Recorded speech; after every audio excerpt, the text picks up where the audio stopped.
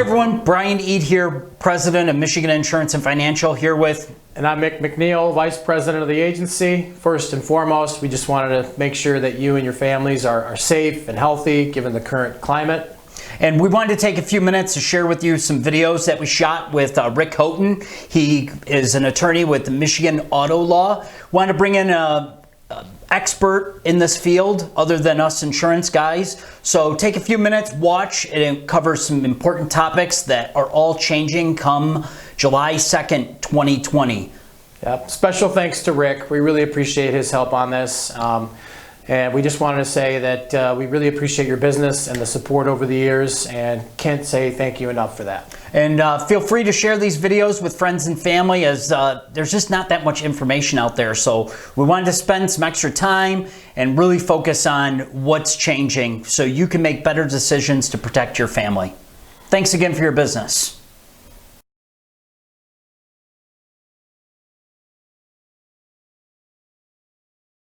Hey everyone, Brian Eade here with Michigan Insurance and Financial, sitting with Rick. Rick, tell us a little bit about yourself. My name is Rick Houghton. I work for Michigan Auto Law. Previously did this in Minnesota. Now I do all exclusively motor vehicle crashes here in Michigan. Okay, so thanks for coming, taking your time out of your day. We want to talk about the Michigan law changes coming July 2nd to auto insurance. Biggest exposure out there is liability. We've talked about that in an earlier segment. The importance of protecting yourself and what you can actually do as a consumer to protect what you have to lose. We refer that as an umbrella policy. Most insurance companies offer some type of umbrella. Some are better than others. Tell us a little bit what your opinion is on umbrellas, the importance of them, what you see missing in them. Well, Brian, I mean, I have to admit, before I started doing this, I would go to the insurance company and say, I want to spend about X dollars a year on insurance, give me what you got. And then I started practicing personal injury and realized that that opens me up to a lot of exposure. And so as I got deeper and deeper in this, and as I started being able to, I said, well, I need to up my limits, and then I need to add an umbrella. And umbrellas cover you for anything that happens that is underneath of it. So your motor vehicle, your motorcycle, as long as you disclose it, your RV, your ATV, your house, all these things fall under your umbrella for different types of coverages depending on what you buy. But what I tell all of my clients when they're talking about I'm changing insurances after a crash is next time you go and get insurance, you need to look at umbrellas.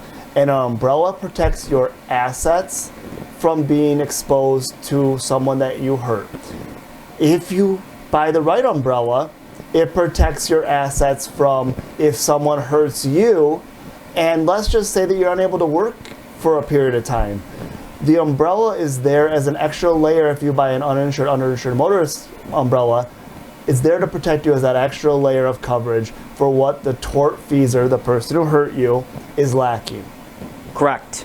So with this change coming out, you can now be sued for people's excess medical bills. So if someone goes cheap on insurance and buys a $250 plan and they have $1 million in medical bills, they can go after you for that $750,000 gap. And like we talked about earlier, if it's an ERISA plan, ERISA is going to go after that money because they want it back into their account. So this is where you could be now sued not only by the person, you could be sued by an insurance company, you could be sued by Medicare, Medicaid. These are like real situations coming soon to Michigan, where before the umbrella exposure was pretty low. You had to, you've really hurt someone in a car accident, they fell down a flight of stairs, they slipped on your driveway, your dog bit them, someone had an accident in your pool, they fell off your boat. That would be a normal umbrella claim. Now this new PIP lawsuit is going to be very new to Michigan, and umbrellas are there to protect you in case the bad situation happens, accident happens, your son or daughter gets into an accident, looking at, they're Snapchatting on the freeway, go off the road, hit that guy changing his tire. This is where an umbrella comes in big time. Now, in order to get an umbrella, you have to have certain underlying insurance. So on your auto insurance, most carriers require at least $250,000 per person, $500,000 per accident. Then you can get into an umbrella. All things that can be insured must be insured. So if you have an ATV up north that you don't carry insurance on, and the insurance company requires a $250,000, $500,000 requirement, if something happens on the ATV, and even though you have an umbrella, you would be subjected to a $250,000 deductible before that umbrella kicks in. So by not disclosing the items in the barn or the pole barn, you only drive it once a year, we still need to know about what you have in the garage, in the backyard, in the water. Everything in life we need to know about, because these are all exposures. It's very true. And whenever I go and shop for insurance, I live by this motto. I'm better off to tell my agent everything that's possibly out there. I mean, look, I have two small dogs that are never going to hurt anybody in the world. And I don't mean small dogs, like a young golden retriever and a young black lab. But they are a potential risk. So I call my agent and I say, I have a puppy, I have this dog, and that way I'm covered. And that means you're going to be explaining things to your agent that probably don't matter.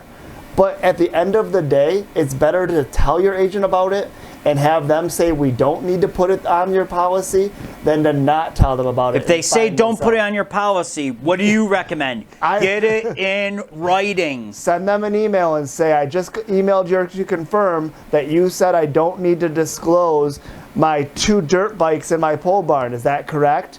And I 100% guarantee you that your agent from Michigan Insurance and Financial Services is going to write you back and say, no, we do need to disclose that. But if you have another agent and you're watching this and they write back and say, that's correct, now you've protected yourself for an E&O claim, and I can almost guarantee you they won't write you back and say that. They're going to call you and tell you that. That way they're insulated from ever being sued under their errors and omissions claims. Yep, so if you have a question on what's covered, what's not, what an agent recommends, get it in writing. Our policy at Michigan Insurance and Financial is everything I say on the phone, I'll be more than happy to put it in writing. You can record my call. We're not going to steer you down the wrong path. It's very true. And Brian, just to add on to why these umbrellas are so important, I want to go back to a previous segment that we talked about where let's just say that unfortunately you cause a crash with somebody who elected a Medicaid option for PIP. And so they have $50,000 in medical bills, and unfortunately they lose their leg as a result of this motor vehicle crash. And again, I know it's morbid, but we have to talk in these again, I know it's morbid, but we have to talk in these hypotheticals because these are real life examples that I've seen and they happen to people. So this person unfortunately loses their leg. What happens now is their $50,000 is gone, poof, up in smoke for their no fault.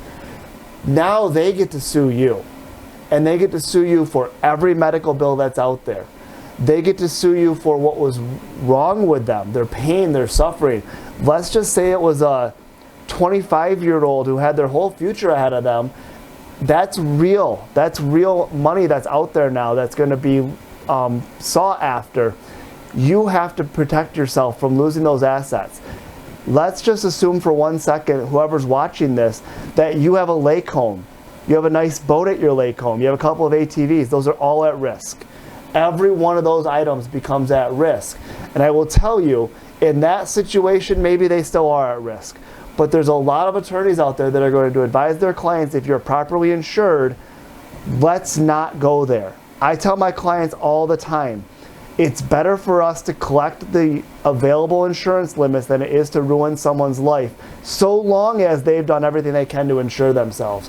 So for example, if you have that lake home and that nice boat and those 2 ATVs, and you convinced your agent to let you buy a $100,000 policy and that's it, we're probably going to be looking a little bit deeper at what's available for assets because you didn't properly insure yourself, Brian. And as long as you properly insure yourself, I tell all my clients, walk away. They feel awful for what they did to you. They have to live with that too. You have to live with what's wrong with you, and that's why they had insurance and they properly insured themselves. Let's leave this alone. And I do tell my clients that on a daily basis. That is huge advice. Huge advice. And you know, you're not going to see when you go online to buy insurance that they're talking to you about umbrellas. It's more of, you know, how can I get the rate the cheapest? Not what does this coverage mean, and what happens if I change this? You know, this is why, you know, it's like going to a doctor. You know, you're not going to, if you have a headache for 2 months, you know, WebMD is probably not a good diagnosis. It's true. Same thing with your insurance. You know, you want to go to someone that has a license to lose, that carries insurance to protect their license, to make the right decisions, and put the responsibility on the agent, not yourself. That's very true, Brian. And I thought of this while you were talking just now. You know, we've talked about to your customers before about making sure that they carry unlimited coverage. So they're probably sitting there going, why do I need an uninsured, underinsured motorist umbrella if I'm carrying unlimited no fault? And it's a good question. And the reason why is, heaven forbid it's you that loses the leg, or your child or your significant other that loses the leg. You want to be properly compensated for that loss, because that's going to go towards being able to pay for things that you otherwise wouldn't be covered by no fault. And so that's to make life easier and better because of that loss. So then in that situation, you get all your medical bills paid by no fault because you were a wise consumer and paid for unlimited no fault. But let's just say the person who hit you only has the state minimum liability coverage of $50,000. Well, the loss of a leg is worth a lot more than $50,000. Absolutely. And if you told me tomorrow, I'll give you $50,000 if I cut your leg off, I'm not going to do it. Even if you told me $1 million, I'm not going to do it. Right. But I'd feel a lot better about it if you did it. Yeah, exactly. And that's why that underinsured, uninsured motorist umbrella is so important. Yeah, and you know, read the fine print. You know, ask your agent, hey, does this cover me for an uninsured, underinsured claim? You know, if it doesn't, you know, maybe you can buy $1 million on UM/UIM coverage. You need to make sure your bodily injury limits match your uninsured, underinsured motorist coverage, because that could be a huge exposure for yourself. Not only not having an umbrella, but now you have lower UM coverage or uninsured motorist coverage than you do bodily injury. And I tell people, bodily injury protects the other person, uninsured, underinsured protects you. Why would you value someone at $500,000 and your family at $100,000? It doesn't make sense. It's very true. And I see it far too often in what I do, where consumers think that they're buying a certain coverage and they do it online. There's some companies that don't even sell uninsured, underinsured motorists in Michigan, but they don't realize that when they buy their insurance online, because those things aren't being explained to you like you can with an agent. Absolutely. And that's where calling you guys and saying, Brian, what do I need my coverages to be? I have X, Y, and Z to protect. I have 2 kids and a significant other to protect.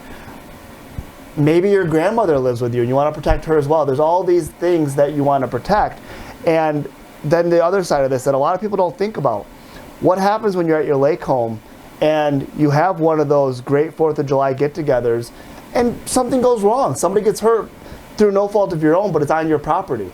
That is still something that you can be liable for if you didn't actively do something, but it happens on your property through something that was left. Trips, falls in the fire pit. Happens all the time. Yep. Falls off the dock. The board broke and they fell through. Exactly. And that's a lack of maintenance where you didn't truly actively do something wrong, but you failed to maintain. You're still liable. Umbrellas come in to protect you there as well for your liability that's Absolutely. existing. So buy $250, $500, buy an umbrella. That's the advice. You heard it from not only the insurance agent, but the attorney. So, you know, buy smart. That is the #1 thing. And Brian, they're cheap.